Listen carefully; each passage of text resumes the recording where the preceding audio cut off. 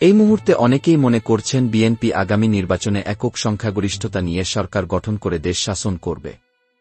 ভাবনাটা হয়তো বিএনপির নেতাকর্মীদের মধ্যে এক ধরনের উচ্ছ্বাসের জন্ম দেয় ও বিরোধীদের মধ্যে যথেষ্ট এক ধরনের মারাত্মক উষ্মা। কিন্তু বাস্তবতা হল সম্পূর্ণ ভিন্ন। আমরা সবকিছু যত সহজে ভাবছি ক্ষমতায় চলে গেছি, শুধু সময়ের বা নির্বাচনের ব্যাপারটা আসলে কিন্তু তা নয় দোস্ত। বিষয়টা ভিন্ন, আর তা হল বিএনপির জন্য এই রাজনীতি এত সহজ হবে বলে মনে হচ্ছে না। এমনকি একটা গ্রহণযোগ্য ও শান্তিপূর্ণ নির্বাচনের মাধ্যমে বিএনপির ক্ষমতায় যাওয়ার যে আশা, তা খুব সহজে অর্জিত হবে বলে মনে হচ্ছে না, খুব ঝামেলা আছে। আর সে কারণেই তারেক রহমান নিয়মিত নেতাকর্মীদের চাঁদাবাজি সহ সকল ধরনের অন্যায় বন্ধ করতে বলছে। কিন্তু নেতারা কিছুই মানছে না। আর এরই খেসারত দিতে হবে বিএনপি দলকে। মাঝখান থেকে মজাটা নিবে হয়তো জামায়াত এনসিপি। তাহলে আর দেরি না করে আসুন দেখি এই পরিপ্রেক্ষিতে বিএনপির রাজনীতির ভবিষ্যৎ সংকট বা অন্ধকার কেন। বিএনপির এখন প্রধান সংকট হল বিএনপির জনপ্রিয়তা। দেশের নেতারা মনে স্বপ্ন দেখছে দেশের সকল মানুষ তাদের ভোট দিবে, কিন্তু বাস্তবতা হল এখন সাধারণ মানুষ সবকিছুই বুঝে, তারা মনে মনে ভাবছে আওয়ামী লীগের উল্টা পিঠই হল বিএনপি। আওয়ামী লীগ যা করেছে গত ৬৬ বছর, এখন বিএনপিও তাই করবে। তার চেয়ে জামায়াত ইসলামের একটি দল এবারের জন্য ভোট সাধারণ মানুষ তাদের দিবে। এই সত্য ভাবনাটা এলাকার নেতারা বুঝতে বা মানতে পারে না। ভোট হল অন্ধকারের জিনিস। আর এটাও সত্য যে এবার ভোটে বিন্দুমাত্র কোনো কারচুপি করার কোনো সুযোগ থাকবে না। অনেক নেতারা মনে করছে ভোট কেন্দ্র দখল করে বিএনপিকে এবার ক্ষমতায় বসাবে। বিষয়টা এবারের জন্য মোটেও সম্ভব হবে না। লিখে রাখতে পারেন আপনারা। যা হোক, আওয়ামী লীগের অবর্তমানে বিএনপি হল দেশের সবচেয়ে বড় দল, এটা সত্য। শুধুমাত্র এই বড় দল আর এই জনপ্রিয়তাই বিএনপির ওপর চাপ সৃষ্টি করতেই যথেষ্ট। অর্থাৎ যেহেতু বিএনপি বড় দল, তেমনি বিএনপির উপর মানুষের প্রত্যাশাও অনেক বেশি। বিএনপি এখন একটি ফাঁকা সংকেতবাদী চিহ্ন হয়ে উঠছে। আর এই প্রত্যাশাকেই বিএনপির বিরোধী শক্তি জামায়াত শিবির রাজনীতির হাতিয়ার হিসেবে ব্যবহার করছে। রাজনীতিতে এটা খুবই স্বাভাবিক। ধরুন, বিএনপির যে কোনো নেতার অপকর্মের দায় পার্টি হিসেবে বিএনপিকেই বহন করতে হচ্ছে।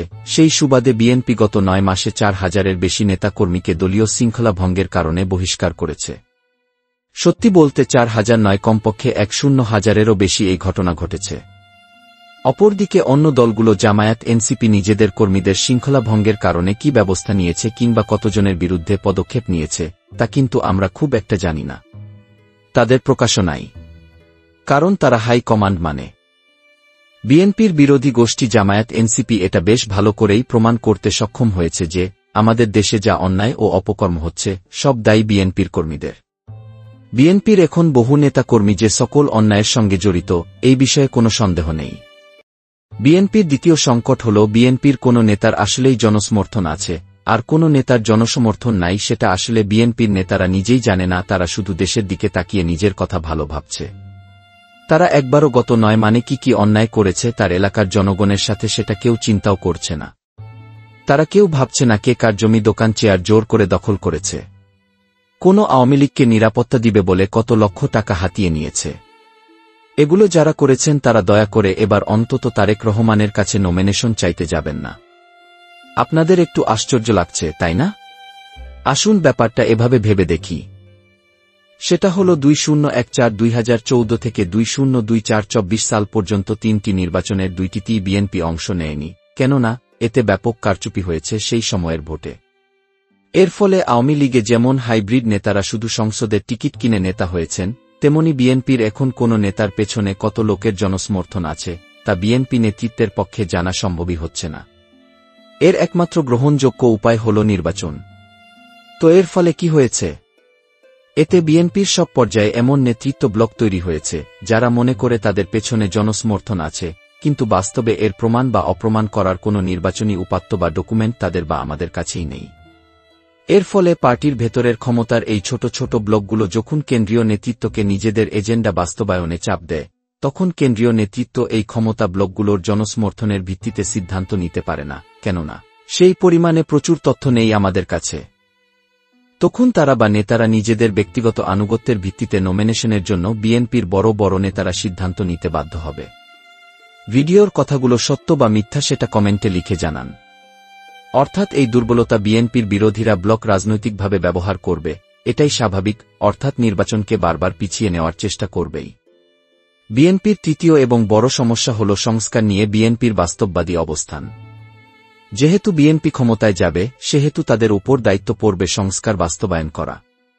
অন্যদিকে বিএনপির বিরোধী পক্ষ, যারা সংস্কারের প্রায় সব বিষয়ে একমত, কেননা তারা আপাতত ক্ষমতায় যাচ্ছে না ও তাদের আপাতত হারানোর কিছু নেই।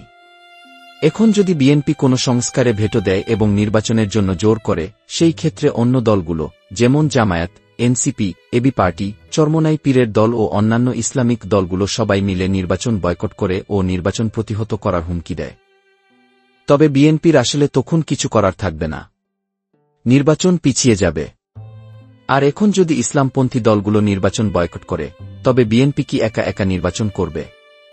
আবার এই একই ব্লকগুলো যদি নির্বাচন প্রতিহত করার চেষ্টা করে, তবে কি সরকার শক্তি প্রয়োগ করে নির্বাচন করবে? আমার মনে হয় না সরকার তা করবে। এই ঘটনা হল সম্ভাব্য সবচেয়ে খারাপ অবস্থা। আমি বলছি না এমনই হবে, তবে আমরা এমন অনেক লক্ষণ রাজনীতিতে দেখতে পাচ্ছি। তো মোদ্দা কথা হল, বিরোধীদের কাছে ব্ল্যাকমেল করার অস্ত্র আছে, বিএনপির কাছে তা কিছু নেই এখন। এটাই বাস্তবতা। তাই বিএনপিকে ছাড় সব থেকে বেশি দিতে হচ্ছে। বিএনপির আরেকটি সংকট হল, বিএনপির 2006-2006 সালের পর থেকে কোনো গভর্নিং মেমরি বা শাসন করার অভিজ্ঞতা এখন নেই। আরেকটু বিস্তারিত বলি। যে কোনো রাজনৈতিক দল যখন সরকার গঠন করে, তখন দেশ শাসন করতে গিয়ে দেশ শাসনের কিছু অভিজ্ঞতা অর্জন করে ও পার্টির ভেতরে গভর্নিং মেমরি তৈরি হয়। এটা পার্টির ভেতরে একটা দক্ষ গ্রুপ তৈরি করে, যা দেশ শাসনের জন্য অত্যন্ত গুরুত্বপূর্ণ। কিন্তু 2006-2006 সালের পর থেকে প্রায় 19 বছর বিএনপির কোনো গভর্নিং মেমরি তৈরি হয়নি। অন্যদিকে দেশের শাসন বাস্তবতা পাল্টে গেছে। এই নতুন বাস্তবতায় গভর্নিং মেমরি ছাড়া যে কাঠামোক্ত দুর্বল সরকার ভবিষ্যতে তৈরি হবে, তার সাফল্যের সম্ভাবনা চ্যালেঞ্জের মুখে পড়বে। আপাতত সংবিধান সংস্কারের সব প্রস্তাব যদি মেনে নেওয়া হয়, তবে নিঃসন্দেহে আগামী দিনে আমরা একটা দুর্বল সরকার পাব, যার কাজে প্রতিনিয়ত বিরোধীরা বাগড়া দেবে। আমাদের দেশের রাজনীতিতে যে কোনো ব্যর্থতার দায় সরকারের, এই ক্ষেত্রে বিরোধীদের কোনো দায় থাকে না। এই কারণেই এখানে বিরোধী দলের রাজনীতি সহজ হবে। বিএনপির আরেকটি অনেক বড় সংকট হল ক্ষুব্ধ তরুণেরা। আমরা অনেকেই চোখ বন্ধ করে আছি, কিন্তু বাস্তবতা হল আমাদের আশপাশেই এই ক্ষুব্ধ তরুণেরা ঘুরে বেড়াচ্ছেন। তারা যা চান তা পাচ্ছেন না, আর যা পান তা চাইছেন না। এই চাওয়া এবং পাওয়ার দ্বন্দ্ব তাদের মধ্যে যে আগুন তৈরি করেছে, তা জুলাই আন্দোলনের সময় মুখ্য ভূমিকা পালন করেছিল। এই আগুন থেকে গেছে ও ভবিষ্যতে আরও বাড়বেই, কেননা দায়িত্ব নেওয়ার মানসিকতা বাড়েনি, কিন্তু আমাদের প্রত্যাশা বেড়েছে। এই প্রত্যাশাই বিএনপির গভর্নিংয়ের জন্য সবচেয়ে বড় ঝুঁকি। কারণ বিএনপি যখন ক্ষমতায় যাবে, তখন তাকে মোকাবিলা করতে হবে জামায়াত ও এনসিপির শক্তিশালী অনলাইন উপস্থিতি, ইসলামপন্থীদের মাঠের ক্ষমতা, আওয়ামী লীগের আন্তর্জাতিক চাপ। আর এই ত্রিমুখী চাপে পড়ে বিএনপি কি করবে, তার উপর নির্ভর করবে বিএনপির ভবিষ্যৎ। বাস্তবতা হল, শাসনে বিএনপি তার এককালের মিত্র ও বর্তমানের বিরোধী শক্তিগুলোর কোনো সমর্থন পাবে না। কেননা বিএনপিকে প্রাথমিকভাবে রাজনৈতিক দল ইসলামের উত্থানের মোকাবিলা করতে হবে। প্রশ্ন হল, বিএনপি তা পারবে কিনা?